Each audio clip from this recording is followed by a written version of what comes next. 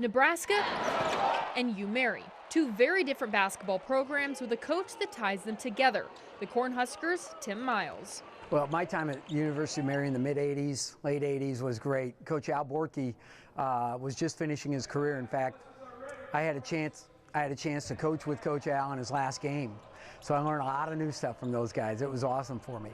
Everything Tim learned then helped lead him to where he is today, living out his dream as a college coach. But actually playing against his alma mater in Lincoln, that didn't seem possible. Had I thought that, we were ever going to meet again in Lincoln, let alone Mayville State, I would have never dreamt it. So I just knew that I wanted to be a college basketball coach. So I started calling around, and Father Blaine Cook actually at that time had told me to call Dale Brown because he was a Minot Ryan guy. And Coach Brown gave me advice, just take whatever job you can get. And that job was at Northern State to get his master's. He then moved on to coach at Mayville, Southwest State, NDSU, and Colorado State before hitting the big time in the Big Ten.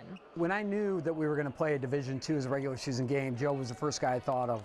Joe Cattell worked for me as a student coach. He was my video guy at CSU. He's been a guy that I've known for a long time.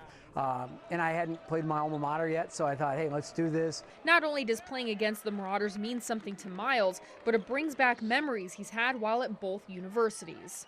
Every memory here, first of all, is great. And I think leading the team to the NCAA tournament in 2014 for the first time in 16 years was a big deal. At Mary, I always think of I always think of the aesthetic beauty of watching the sunset on the Missouri over, as we're on the hills out there and looking at that Missouri Valley is so beautiful, and two, the people you're around. Miles hopes to have another UMary versus Nebraska matchup again in the future.